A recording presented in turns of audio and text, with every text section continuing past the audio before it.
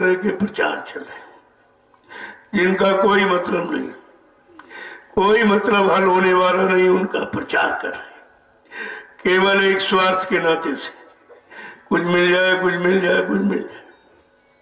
बाकी इनको ये भी नहीं मालूम है ये शक्तियां किस काम के लिए आई। मैंने लोगों से पूछा, तुमने नेता सुभाष को देखा है? तुमने उनके प्रवचन भाषण को, स्पीच को सुना कभी?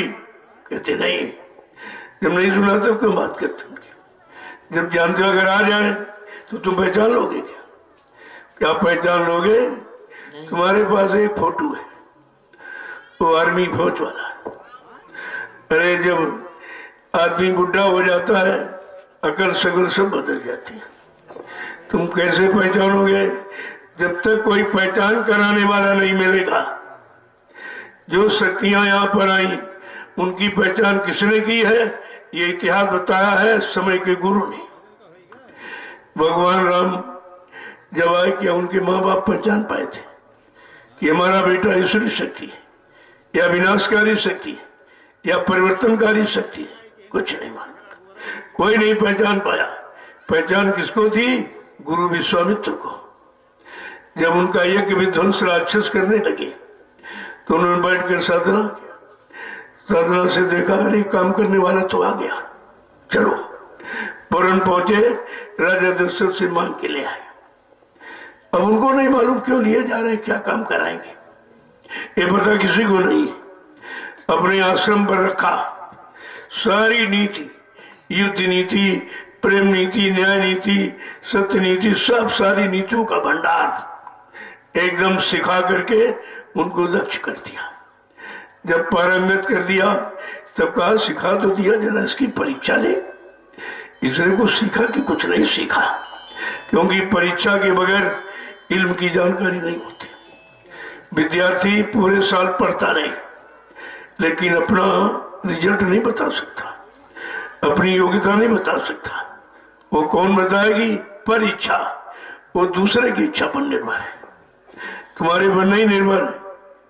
तो इसी परीक्षा के लिए वो अपने चेले राम को जनकपुरी ले गए, जहां राजा दशरथ ने अपनी पुत्री का स्वयं बैठाना था।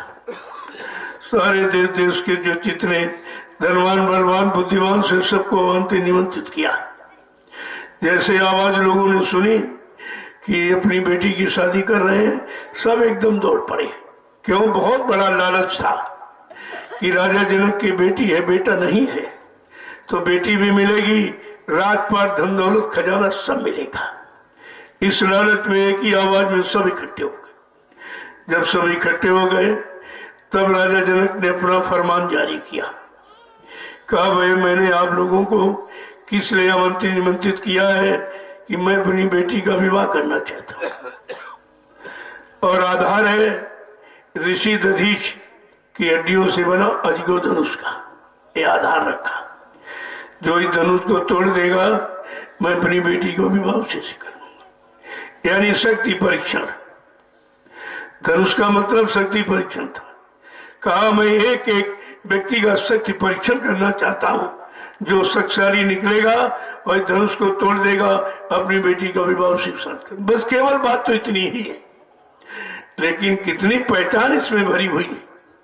गुरु की पहचान, चेले की पहचान, ये भी सब इसी में राज भरा हुआ। और उसी सभा में विश्वामित्र जी बस बैठे थे अपने चेलों के साथ। न किसी ने चेले को पहचाना न गुरु को। गुरु शिष्य की पहचान भी ऐसे नहीं होती है। जब तक कोई काम करके न दिखाया जाए, उससे कोई सेवा न ले ली जाए, ऐसी सेवा जो कोई न कर सके, तब शिष्य की पहचान होती है।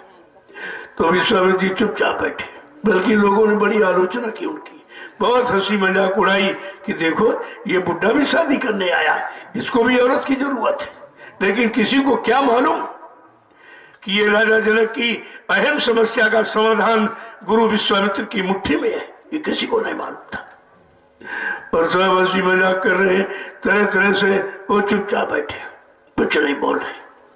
अगर चाहते तो पहले ही यानी मतलब अपने चेले राम से आदेश देके धनुष तोड़वा सकते थे, लेकिन कहा नहीं, सब झगड़ा करेंगे, कहेंगे इनका ही चेला बहादुर है क्या ये काम हम नहीं कर सकते।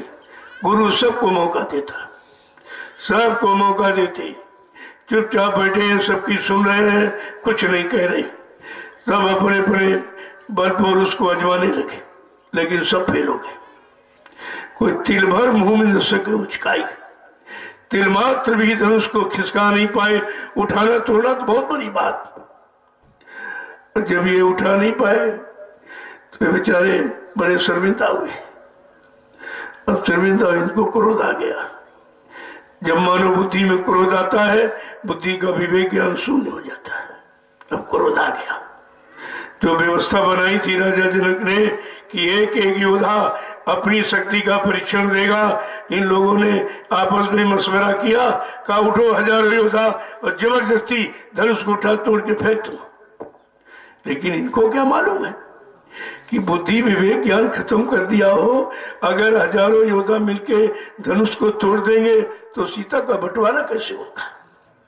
ये तो आपस में झगड़ा करने लगेंगे, हमने तोड़ा हमारे साथ हो, हमने तोड़ा हमारे साथ हो।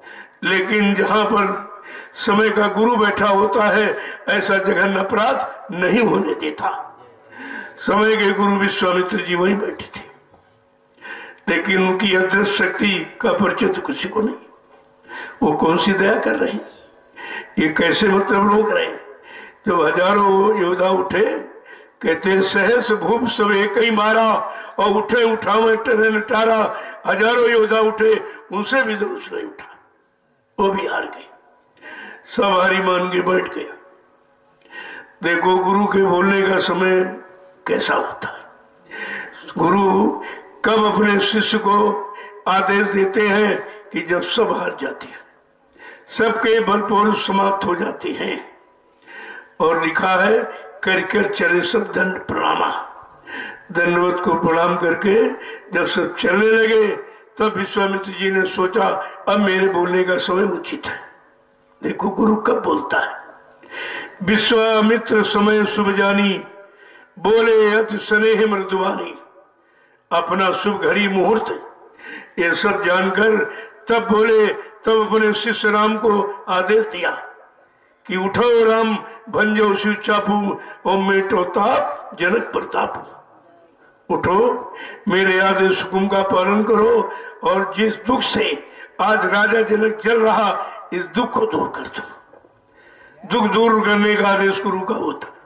ये नहीं कहा उठो तोड़ो शादी कर लो, कहा नहीं इसके दुख को दूर कर दो। जिस दुख से जल रहा है, दुखी है। उस समय राजा जनक राजा था, आज प्रजातंत्र में प्रजा ही राजा है। जब प्रजा उसी तरह चिल्लाएगी मेरे दुख को दूर कर दीजिए, मेरे परेशानियों को दूर कर दिए, मुझे झगड़े झंझटों से अलग कर दिए, बीमारी महामारी दैव प्रकोप से बचा लीजिए, जब ऐसी आवाज भारत की जनता उठाएगी, तब समय का सदगुरु अपने शिष्यों को आदेश देंगे। इसके पहले आदेश मिलने वाला नहीं है। जो तरह तरह के सब भाषण कर रहे हैं, तरह तरह के फिरके बना बना के यानी सब भ्रमित कर रहे हैं, ये कुछ नहीं होगा। समय का सदगुरु जो काम करने आया है, बगैर उसके कोई काम नहीं कर सकता है। जैसे राजा जनक की सभा में वो भी बलवान बड़ा सुर भी बैठा था, और और रामर भी बैठा था, और ब्रह्मचारी परशुराम भी बैठे थे, लेकिन किसी की समझ में नहीं आया कि गुरु और शिष्य क्या होता है। कोई नहीं समझ पाया था। अरे जब वो शारीरिक गुरु थे, सामाजिक गुरु थे, आत्मिक गुरु नहीं थे विश्वामित्र जी, यानी सदगुरु नहीं थे। जब उस गुरु को बड़े बड़े यानी विद्वान ब्राह्मण रावण नहीं पहचान पाया, समझ पाया, बलवान बड़ा सुन नहीं समझ पाया, और वो ब्रह्मचारी परशुराम पूरी रात चेला से झगड़ा करते रहे, वो भी नहीं समझ पाया, और राजा जनक भी नहीं समझ पाए, जो अपने को अष्टांग योगी कहता था कि मैंने शरीर के 8 अंग योग के यम नियम संयम प्राणायाम प्रत्याधार ध्यान धारणा दे समाधि, ये 8 अंग है, का मैंने इनको सिद्ध कर लिया। लेकिन वो भी गुरु चेले को नहीं पहचान पाया। मैं ये कहना चाहता हूँ, बताना चाहता हूँ, इशारा करना चाहता हूँ, जब उस समय के ये बड़े बड़े लोग उस सामाजिक गुरु को नहीं समझ पाए, शारीरिक गुरु के नहीं समझ पाए तो आज का ये कलयुग का ये यानी लोभी लालची व्यभिचारी कुपचारी, क्या ये समय के सदगुरु बाबा जय गुरुदेव जी महाराज को पहचान लेंगे? ये क्या ये पहचान पाएंगे? और किसी के पास पहचान नहीं, सब अपना अपना अंदाज लगा रहे। कोई कहा वो नेताजी है, कोई कह रहा वो कुछ है, कोई कह रहा है कुछ है। हमने कहा जो है उसकी पहचान तुम्हारे पास नहीं है, नहीं है। जब सुभाष की बात आई फूलबाग में, जो प्रेमी गए होंगे उन्होंने सुना होगा क्या कहा था, मैं आध्यात्मिक सत्संग दे रहा था, लोगों ने जाकर मुझे सूचना दी कि आपको नेताजी के जन्म दिवस पर कानपुर चल के आपको कुछ कहना है। कहा मैं तो सत्संग करता हूँ, अध्यात्म में बताता हूँ, मैं भी चलूंगा, उसमें क्या है, अगर कहा तो मैं चलूंगा। और जब वहां गए क्या लोगों ने मंच पर जैसे ही कहा कि जब मैं कानपुर में प्रवेश किया तो दीवारों पर जगह जगह मैंने लिखा देखा कि नेताजी आ रहे, नेताजी आ रहे। कहा बच्चा अगर मैं कह दूं मैं सुभाष हूं मुझे कौन पहचानेगा? कहा अगर मैं ये कह दूं मैं सुभाष हूं मुझे कौन पहचानेगा? उस समय की उम्र वाला कोई है भी कि पहचान ही देखे? किसको पहचान है? अगर कोई बच्चा अपने घर से 40-45 साल पहले निकल जाए और वापिस आ जाए तो उसके माँ बाप भी नहीं पहचान पाएंगे, माँ बाप भी नहीं पहचानेंगे। तो बात तो आपको इशारे समझने चाहिए। क्या समझा था? कहा दुनिया के लोग मुझे कुछ भी कहें, तुम्हारा रिश्ता गुरु से रहेगा, क्योंकि हमने गुरु देखा है, हमने गुरु देखा, सुभाष नहीं देखा है। हमने जो देखा है हम वही मानेंगे। अब ये जरूर है भी कहा सुभाष योगी है, सुभाष महात्मा है, अगर वो तो 100 साल का बन जाए, 4 साल का बन जाए, क्या तुम पहचान लोगे? फिर क्या तुम्हारी समझ में आया? फिर ये झूठा प्रचार क्यों करते हो सब? क्यों उस शक्ति को बदनाम करते हो? और ये कहा जो जो इस शक्तियों को अपने स्वार्थ लोभ लालच का आधार बनाएंगे तो प्रकृति भारी मान लगाएगी। तुमने बदनाम कर रहे हो उनको, तो क्या जी जो तुम काम कर रहे उस काम के लिए आए? कहा वो तो गुरु को मालूम है वो शक्तियां कहाँ हैं, अब कब आएंगी और कैसे काम करेगी। कहा था इतनी अपार शक्ति आई हुई है। राम के पास तो 16 कला, कृष्ण 64 कला से आई और सदगुरु दाता दयालु असंख्यों कलाओं से आया हुआ। कहा जब ये अपने लोग मंडल मुकाम से चलते हैं, बीच के लोगों से अच्छी अच्छी शक्तियां पकड़ के ले आते हैं, उन्हीं से काम कराया जाता। इशारा किया कुछ शक्तियां कॉलेज यूनिवर्सिटी में पढ़ रही है, कुछ पढ़ के निकल आई है। जब मैं आवाज लगाऊंगा तो मेरे दूरदर्शी प्लेटफॉर्म पर ये सब शक्तियां आके खड़ी हो जाएगी, फिर मैं इनको काम दूंगा। राज का काम, नीति का काम, धर्म का काम, ये सब काम उनको दिया जाए, उनके द्वारा काम करा दिया जाएगा, फिर उनका इतिहास बनेगा, लोग उनकी पूजा करेंगे। तो इस बात को सुनते क्यों नहीं?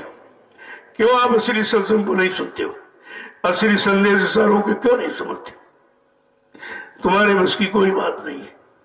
झूठा प्रचार मत कीजिए किसी का, जिनको देखा नहीं है, जिनकी स्पीच आपने सुनी नहीं, ये सुनी सुनाई लोगों की कान की ये बातों में तुम फंस करके अपना समय क्यों खराब करते हो? जो कहा जाए वो करो, सीधे सीधे वो काम करो, उससे से काम होगा। अरे जब विश्वामित्र ने अपने चेले राम से समय काम करवा दिया जो किसी ने नहीं करवाया, जबकि वो गुरु थे, तो सदगुरु क्या नहीं करा सकता? कौन सा काम नहीं करा सकता? तुम गुरु और सदगुरु में अंतर नहीं जानते हो। गुरु केवल शारीरिक सामाजिक काम करा के तुम्हें लाभ दे सकता, राजपाट धन दौलत दिला सकता है, मान सम्मान दिला सकता, इतिहास बना सकता है, पूजा करवा सकता, लेकिन जीवात्मा लगाकर परमात्मा से नहीं मिला सकता। ये काम नहीं करेगा। और जो दोनों काम करने आए, कहा मैं देश समाज का सुधार करूंगा, जीवात्माओं का उद्धार करूंगा, जो दोनों काम करने आया है वो समय का कितना महान है। और यहाँ कोई नहीं काम कर पा रहा, वो समय का काम नहीं कर पा रहे, अध्यात्म तो छोड़ दो, भौतिक सुख किसी को नहीं दे पा रहे, न स्वयं में सुख शांति है न लोगों को दे पा रहे। और जिस समृद्धता दानूर बाबा जय गुरुदेव महाराज ने ऐलान किया है कि मैं नया सुरक्षा रोजी रोटी की व्यवस्था बना को दूंगा, सबको शाकाहारी बनाऊंगा, सबकी जीवात्माओं को जगाऊंगा और परमात्मा से मिलाऊंगा। जिसका इतना बड़ा संकल्प है उसके बारे में कुछ नहीं, सब भूल गए। तुम्हारी समझ में कुछ नहीं आ रहा। मैंने इसीलिए लोगों से प्रार्थना किया कि तुम कोई किसी तरह का झूठा प्रचार मत करो, तुम्हारे बस का कुछ नहीं है, तुम कुछ जानते भी नहीं हो। किसी भी शक्ति को अपने स्वार्थ लोभ लालच का आधार मत बनाना, न कुदरत भारी सजा देगी। आप तुम उनको क्यों बदनाम करते हो? जब तुमने देखा नहीं है और सुना नहीं है और समझा नहीं है और कुछ किया नहीं तो तुम काम कैसे कर सकोगे? तुम्हारे बस का कुछ। यहाँ तो सब कराया जाता। दूरदर्शी क्या है समझ में आया, भूम ज्योतक क्या है समझ में आया, जय गुरुदेव क्या है समझ में आया। ये तीनों आधार तुम्हारे लिए बनाए गए। जय गुरुदेव धर्म प्रचारक, जय गुरुदेव अध्यात्म, दूरदर्शी भौतिक और भूम ज्योतक सामाजिक, ये तीनों आधार आपको बताए गए। लेकिन तुमने एक भी आधार नहीं पकड़ा। कहा था दूरदर्शी बना जाल डाला, देखो जग कैसे फंसता नहीं है। आज तक किसी ने ऐलान नहीं किया है। जैसे उदाहरण के लिए कोई अस्त्र, राइफल मान लीजिए सपोज, अगर राइफल की नाल से गोली न निकले कोई गोली का परिणाम बता सकता? जब गोली निकल जाती है परिणाम बाद में आता है कि मर गया कि घायल हो गया कि बच गया, तो परिणाम बाद में आता है। और बाबा जी ने अपना ब्रह्मास्त्र भी उठाया भी नहीं, चलाया भी नहीं और परिणाम पहले ही बता रहे। ये भी नहीं समझ तुम्हारी आ रहा। क्या परिणाम कोई बता सकता है? परिणाम तो बाद में आता। बिना कर्म किए कोई फल बता देगा क्या तुमको मिलेगा फल? लेकिन उन्होंने पहले ही बता दिया। ये समृद्ध शक्ति की पहचान है। अभी अस्त्र उठा नहीं, परिणाम बता रहे कि दूरदर्शी आएगी, धरा पर सतयुग आएगी, दूरदर्शी का ऐलान, स्वर्ग बनेगा हिंदुस्तान, दूरदर्शी का पैगाम हर बच्चे को देगी काम, दूरदर्शी आएगी माँ बहनों की लाज बचाएगी, दूरदर्शी का संकेत 100 मन बीघा देंगे खेत, और दूरदर्शी का उद्देश्य विश्व गुरु हो भारत देश। ये भारत देश की महिमा होगी, विश्व गुरु बनेगा। क्या ऐसा किसी ने कहा है? क्या ये रिजल्ट कोई आउट कर सकता बिना किया कराए? और बिना किए ही सब परिणाम बता रहे। फिर भी हम आप नहीं समझ पाए वो कौन है, क्या है, किस काम के लिए आए, कौन सा काम करके दिखाएंगे और कलयुग का कैसा अनोखा दिव्य अलौकिक इतिहास बनाएंगे। कुछ नहीं समझ में लोगों के, जरा सा भी तो समझा नहीं, इधर उधर की बातें करते हैं। इधर जगह जगह दुकानें लगा दी, क्या इन दुकानों से काम होगा? ये भी तो सोचना चाहिए था।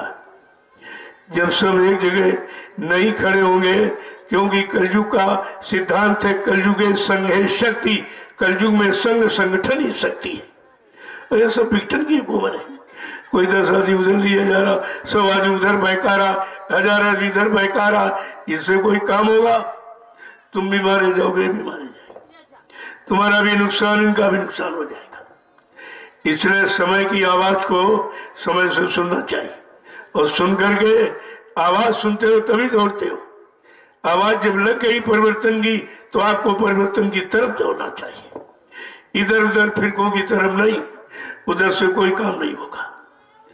इसलिए बात को समझिए आप। पहले जब भूम ज्योतक का काश्तकार बेचारे रोने लगे, आने लगे बाबा जी के पास, कहने लगे हमारी कोई नहीं सुनता है, केवल नोट बोर्ड के समय तो आ गए, इसके बाद कोई नहीं, 5 साल फिर नजर नहीं कोई देखा था।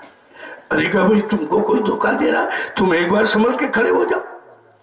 एक बार तुम अगर अपना संगठन, जबकि 90% भूम ज्योतक है हिंदुस्तान, एक सरकार बनाती है, वही परेशान किए जा रहे। अरे इन भूम ज्योतक काश्तकारों के लिए बाबा जी ने 10, 11, 12 सितंबर 1987 में ग्राम देवलखा, तहसील केसरगंज, जिला बहराइच, उत्तर प्रदेश में यानी भूम ज्योतक संगठन की आधारशिला रखी थी। और आखिरी दिन कहा, है भूम ज्योत को हिंदुस्तान की, सुन लीजिए, अगर तुमने विश्वास के साथ अपना ये झंडा पकड़ लिया, झंडा अधिकार का प्रतीक होता है, अगर तुमने अपना ये भूम ज्योति का झंडा पकड़ लिया तो जितने ये काले नीले पीले हरे लाल झंडे लिए घूम रहे, ये अपने अपने झंडों को फेंक कर अगर तुम्हारे भूम ज्योतक काश्तकार संगठन के झंडे के नीचे अगर ना जाए तो इस बाबा को बाबा मत कहना। ये कितनी बड़ी सच्चाई थी और तुमने उनकी सच्चाई को भी नहीं समझा। कुछ नहीं, इशारे में जब काश्तकार रोने लगा, अरे भाई रोगे तभी तो तुम्हारे दुख को कोई दूर करेगा।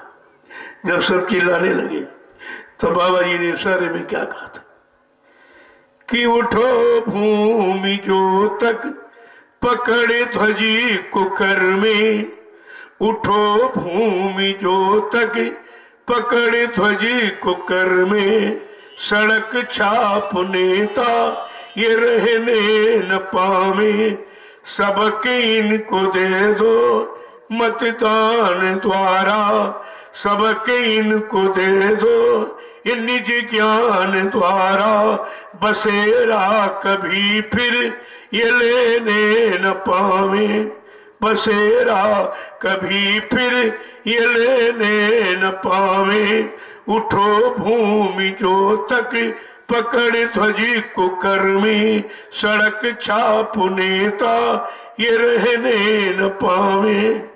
देखो इशारा कितना बड़ा था। और महिलाओं से क्या कहा था कि मंत्र तुम फूंक दो अपने पतियों के सिर में, मंत्र ये फूंक दो अपने पतियों के सिर में, किसी की भी रैली में जाने न पावे, मंत्र ये फूंक दो अपने पतियों के सिर में, किसी की भी रैली में जाने न पावे, सड़क छाप नेता ये रहने न पावे, उठो भूमि ज्योतक पकड़ ध्वज को कर में, सड़क छाप नेता ये रहने न पावे।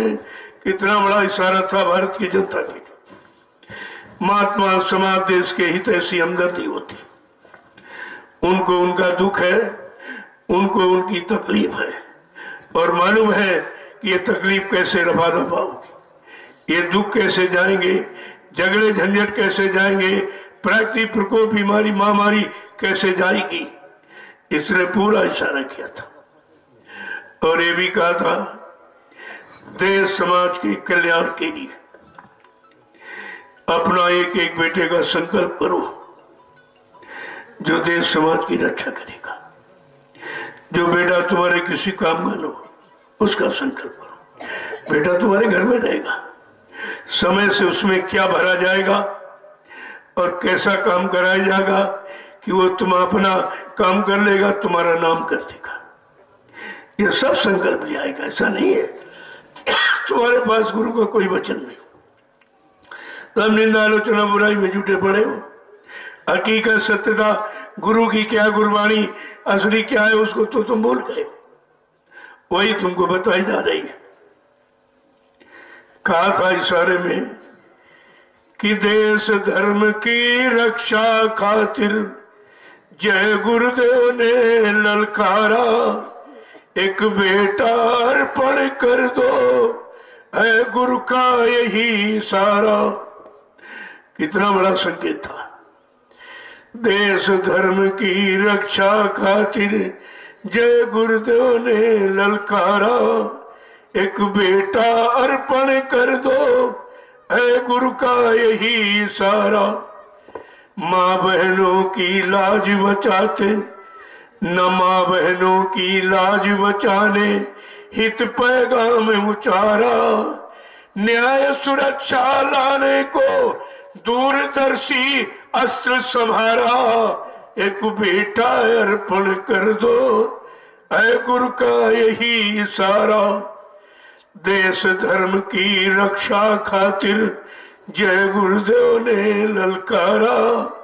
एक बेटा अर्पण कर दो, है गुरु का यही इशारा। और का ये हर युग में हुआ, हर युग की मर्यादा बता रहे हैं, हर युग में लोगों का योगदान बता रहे हैं कि त्रेता में जब विश्वामित्र ने धर्म का मंत्र उचारा, त्रेता में जब विश्वामित्र ने धर्म का मंत्र उचारा, राजा दशरथ से जा मांगे राम लखन तो कुमारा। एक बेटा अर्पण कर दो, है गुरु का यही इशारा। द्वापर में नारद जी ने सोचा था यही विचारा, द्वापर में नारद जी ने सोचा था यही विचारा कि भादो मास रहने अंधियारी, गोकुल भेजो कृष्ण कुमारा। एक बेटा अर्पण कर दो, है गुरु का यही इशारा। सतयुग में हरिश्चंद्र सत्यहित पुत्र से किया किनारा, सतयुग में हरिश्चंद्र सत्यहित पुत्र से किया किनारा।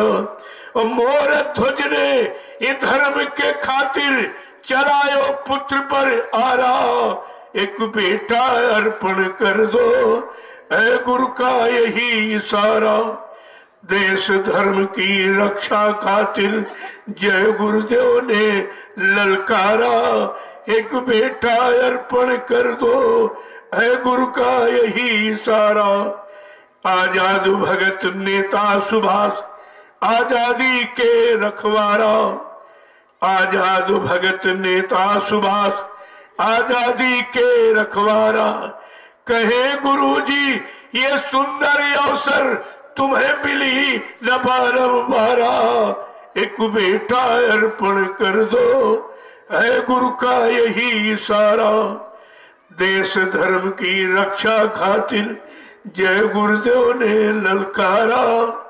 एक बेटा अर्पण कर दो, है गुरु का यही इशारा। माँ बहनों की लाज बचाने हित पैगाम उचारा।